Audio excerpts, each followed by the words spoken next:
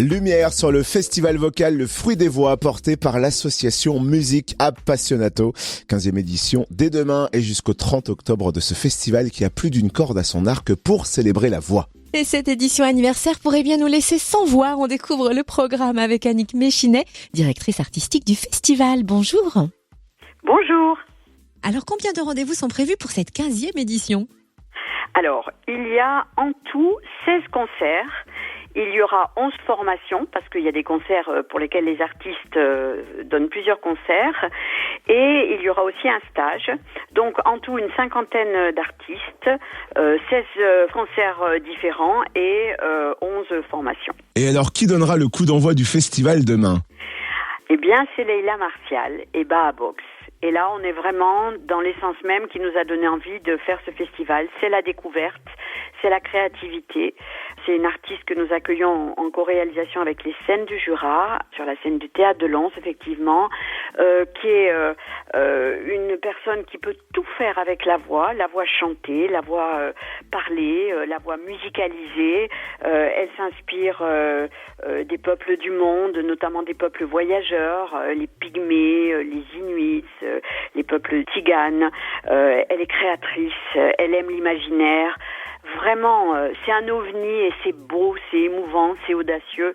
C'est vraiment un concert qui marque ce que nous avions aimé faire découvrir lors du festival. Et qui sont les têtes d'affiche cette année ? Alors, tête d'affiche, je vais en dire 3. Bien sûr, Feu Chatterton, qui a une actualité extraordinaire avec sa nouvelle création, Palais d'Argile, magnifique création. Pierre Perret, qui devait conclure le festival l'année dernière et le deuxième confinement arrivé et qui arrive le dimanche 24 octobre.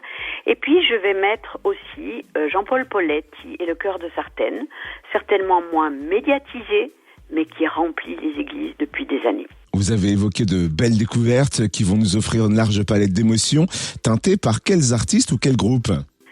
Alors, moi j'ai envie de parler de Mr. Matt. Mr. Matt, c'est un chanteur de blues, c'est une personnalité sur scène. Il chante en français, il chante en anglais, c'est une voix magnifique, c'est une très belle personne à découvrir. La diversité des voix, c'est notre festival. Donc, il y a aussi Bloom, 3 chanteuses dans un univers pop et jazz vocal avec 2 musiciens. Et puis, les chanteuses de Barbaloutique, qui sont 4 chanteuses d'origine bretonne, mais qui croisent leurs voix issues de toutes ces musiques en les rencontrant aux musiques du monde. Donc ça, ce sera une soirée de 2 concerts, Bloom Barbaloutique, pour clôturer notre festival. Après, je ne peux pas tout dire, mais je les aime tous. On imagine. Et je crois par ailleurs que vous fêtez un double anniversaire, pas seulement les 15 ans du festival, dites-nous tout. Mais il se trouve que la 15e année du festival coïncide aussi avec les 20 ans d'existence de notre association Musique Appassionato. Nous n'avons pas pu la fêter en raison de la pandémie cette année. Donc, nous marquerons symboliquement un temps fort sur cette histoire lors du concert de Jean-Paul Poletti le 17 octobre à Lens.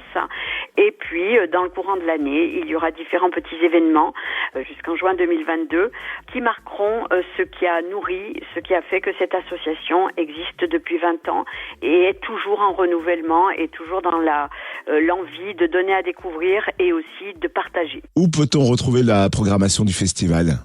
Eh bien, vous avez le site www.lefruitdesvoix.com et sinon tout renseignement au téléphone 03 84 24 86 89. Merci Annick Méchinet, directrice artistique du festival vocal Le Fruit des Voix. Merci infiniment à vous.